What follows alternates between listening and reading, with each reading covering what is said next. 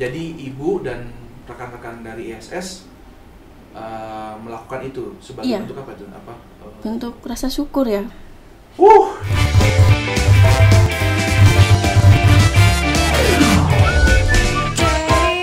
Video podcast inspiratif. Kembali lagi di Ceriwis Podcast Inspiratif Anda untuk teman-teman yang punya imajinatif tinggi ya, karena kita akan mengundang satu narasumber dan cerita-cerita yang ada Ceriwis ini selalu menjadi inspirasi untuk Anda semua. Amin, mudah-mudahan ya. Nah, kita akan undang satu narasumber dan kali ini kita sudah kedatangan tamu, satu orang yang kalau kita bilang punya cerita, beliau dan timnya nanti akan bercerita tentang masih ada hubungannya dengan COVID-19 ya. Nah, kita sapa dulu dengan ibu siapa ini ya? Halo, saya Uki Mahareni.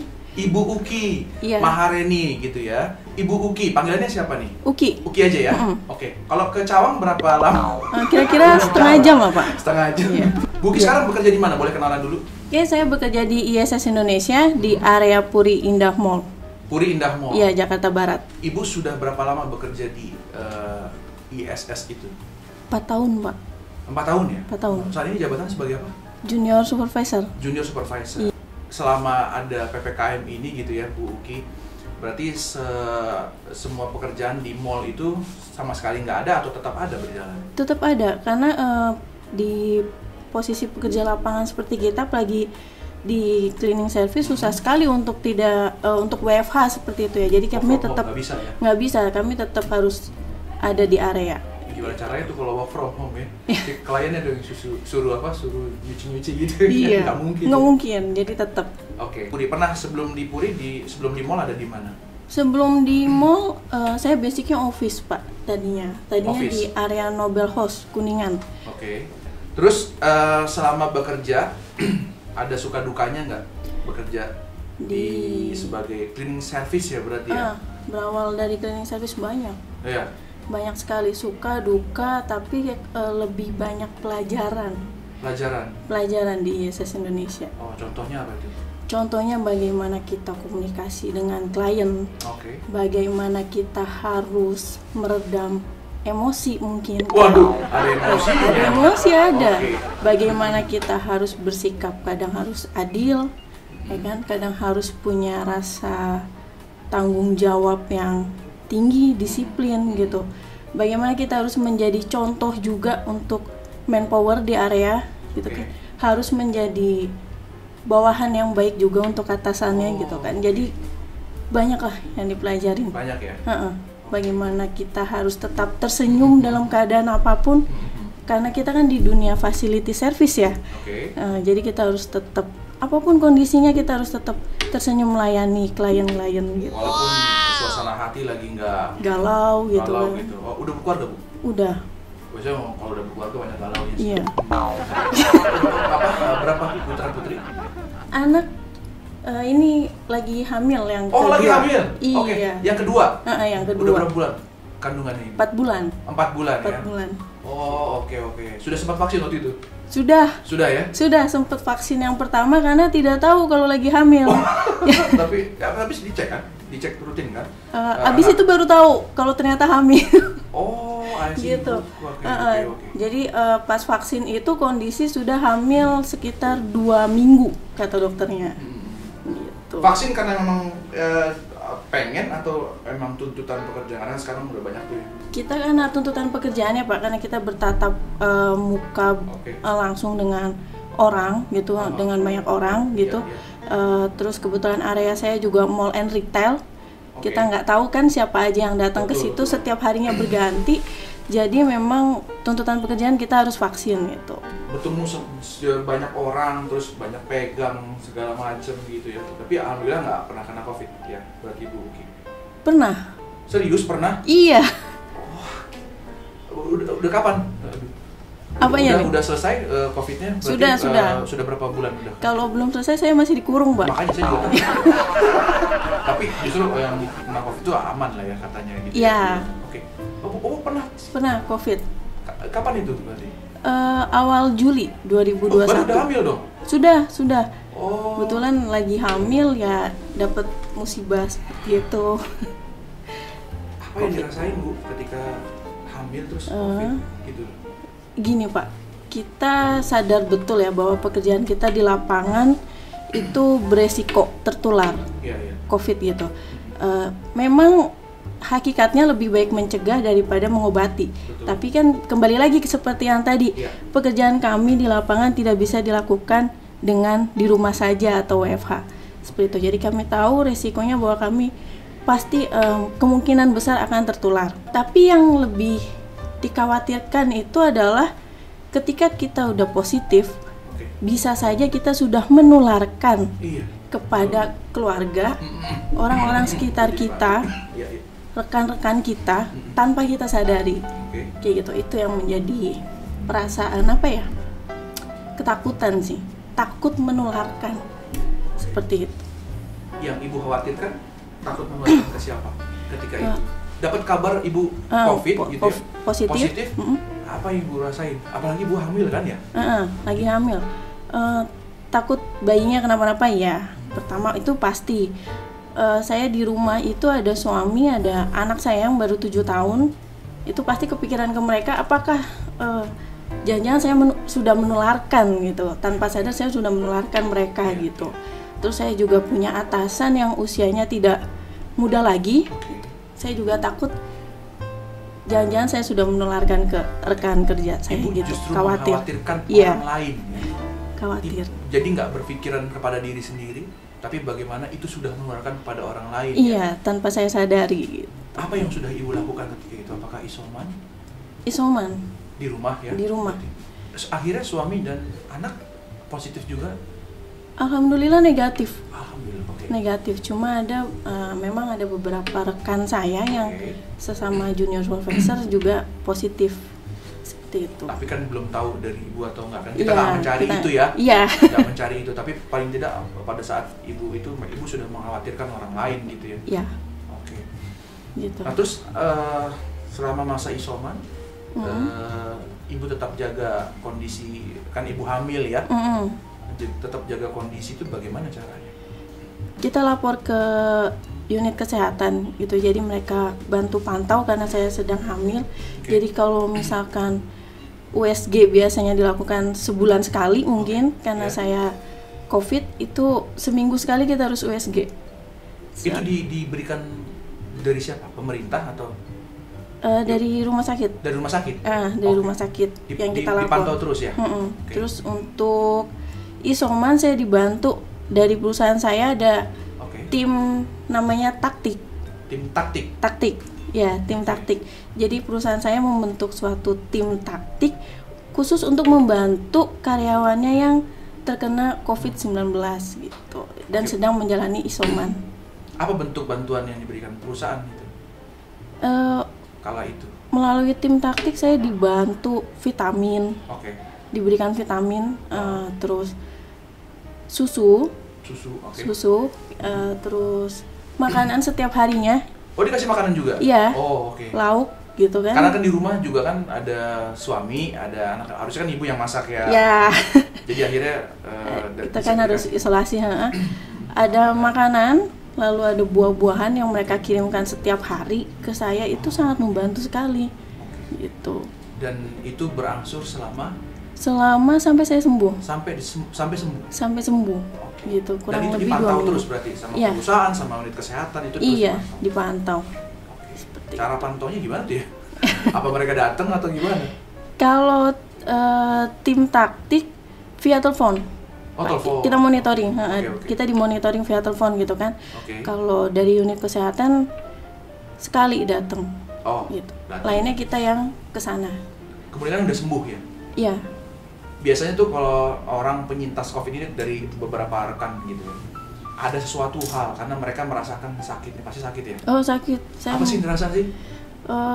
Gejala yang saya rasain cukup sakit ya Pak. Kan ada orang yang tanpa gejala. Iya, kalau saya merasakan gejala yang, jadi saya sempat demam tinggi, lalu setinggi apa? Sekitar 39 derajat. Wow, lagi hamil nih ya? Iya. Lagi hamil. Terus? 39 derajat Celcius itu dengan keadaan tulang yang rasanya seperti remuk. Gitu, kayak orang mungkin ngerasain DBD seperti itu ya. remuk, lalu jangan kan dipegang, diusap aja sakit sekali gitu tulangnya. Dan itu ibu tidak bisa, maksudnya gini, itu ibu rasain sendiri kan? Iya. Nggak bisa ngobrol kemana-mana gitu kan? Iya, nggak bisa gitu. Itu terus lalu saya mimisan. Saya tidak batuk, tidak pilek, tapi saya mimisan. Mungkin itu karena panas. Karena gitu. demamnya mungkin selama sampai hari ke-7 itu masih. Apa yang kan kondisinya hamil ya? Ada nggak gejolak khusus, gejolak apa istilahnya ya? Apa reaksi khusus dari si bayinya gitu? Ada nggak? Atau ada yang tadinya dia mungkin aktif gitu ya, kita kan merasakan ya kalau hamil si bayi ini kadang berputar seperti itu. Ini agak sedikit diam, gitu, agak sedikit diam. Itu dan dokter pun tidak menyarankan meminum obat apapun kecuali paracetamol dan vitamin karena memang tidak ada gitu kan, tidak ada obatnya. Jadi ya hanya berserah pada Tuhan aja. Oke. Dan itu sudah lewat ya? Sudah lewat. Masa itu udah lewat, sekarang ibu udah dinyatakan sudah negatif, udah ya, lama betul. ya berarti ya? Oke. Ada nggak satu keinginan khusus gitu ya? Ibu kan seorang penyintas, hamil pula gitu. Satu hal yang mungkin ibu bisa bagikan pengalamannya kepada orang lain gitu, apakah bercerita atau memberi sesuatu kepada orang yang sakit, ada nggak yang kayak gitu kepikiran? Oke, jadi gini, di area saya itu rutin kita mengadakan acara donor darah gitu. Terus kemarin karena kebetulan ada beberapa rekan kita yang kena COVID di ISS maksudnya ya? Di ISS, setelah kita sembuh dan kita menjadi penyintas ya sebutannya ya, iya, penyintas betul sekali. COVID, kita sama-sama untuk mengucap rasa syukur gitu. Kita bersyukur dengan cara mendonorkan plasma convalescent kita. Oh, yang masih aktif kalau 3 bulan itu ya? Ya, 3 bulan ya? setelah negatif. Ya? Oke. Kita mendonorkan plasma convalescent kita untuk penderita COVID lainnya yang masih berjuang gitu. Apa sih inti dari plasma itu sebetulnya? Membuat orang lebih kuat atau bagaimana sih? Saya nggak tahu juga sih ya. Ya, kurang lebih sih katanya bisa gitu. Membantu mengobati gitu kan. Untuk penderita COVID yang memang kondisinya darurat atau kritis seperti itu. Jadi ibu dan rekan-rekan dari ISS melakukan itu sebagai bentuk apa itu? Bentuk rasa syukur ya, bahwa kita kan sudah sembuh, itu kan masih diberi kesehatan, bisa bekerja kembali gitu kan. Oke, bentuk rasa syukurnya adalah memberi sesuatu kepada yang masih berjuang. Iya. Ini yang kita sebut sebagai pengorbanan ya, luar biasa banget loh. Kita punya tebak gambar, ya. Tebak gambar, saya akan tampilkan beberapa gambar Bu Uki. Ibu Uki tinggal nanti jawab aja dari gambar itu ada rangkaian kata. Saya nebak. Ibu nebak atau ibu saya aja yang nebak? Kalau saya nggak bisa nebak, bapaknya yang nebak gimana? Iya, enggak, ibu aja ya. Kita tolong ya. Saya. Ya, ibu ya. Coba ya, kita coba ya. Serem. Oke, kita mulai ya. Kalau nggak bisa nggak apa-apa deh. Serem. Oke, ada 2 gambar, silahkan ditebak. Maksud dari gambar 2 ini apa kira-kira? Aku nggak terlalu kelihatan sih. Nah, itu apa itu? Itu kan gambar sebuah apa dimasukin uang. Uang? Ini apa sih? Itu adalah sebuah lingkaran. Lingkaran betul ya. Lingkaran kecil ya betul. Sama ada lagi. O sama 2 itu adalah tabung oksigen. Tabung oksigen luar biasa ya. Cepet aja karena saya merasa terancam di sini. Ya kita cepet aja ya untuk pertanyaan kedua. Tebak kata yang berikutnya. Apa sih itu? Itu adalah gambar makanan yang enak banget itu Bu. Bakso ya? Baksonya itu ternyata diganti BAK-nya jadi sama dengan I. Jadi Man. Ya, alhamdulillah. Ngerti ya? Luar biasa. Jadi bayinya pasti senang di dalam ya, pasti lompat-lompat. Oke, jawabannya adalah isoman alias isolasi mandiri. Ini berhubungan ada dengan lagi nggak? Nggak ada lagi. Cukup. Oh, nggak ada. Saya takut jadi. Berarti udahan pura-pura susahnya tadi ya? Ya, susah. Aduh. Luar biasa ya Bu Uki ya. Ternyata COVID itu bisa merubah orang ya? Saya merasa begitu sih, Pak. Oh iya, enggak. Agak berbeda gitu. Agak berbeda ya? Iya. Apa bedanya kira-kira? Entahlah gitu. Apa karena demam terlalu tinggi berhari-hari gitu. Akhirnya jadi ini sendiri ya. Emosian nggak sekarang jadinya? Enggak Saya sih. ngerasa sih emosian. Enggak ya? Oh enggak ya, bercanda. Oke. Kalau saya pribadi nggak tahu tim saya yang ngerasain.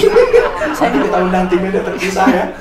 Oke, Bu, balik lagi cerita tentang teman-teman yang donor konvalesen ya. Donor plasma konvalesen gitu. Itu dilakukan bulan apa waktu itu? Baru kemarin kita lakukan, Pak, tanggal 5 Agustus. Tanggal 5 Agustus ya. Iya.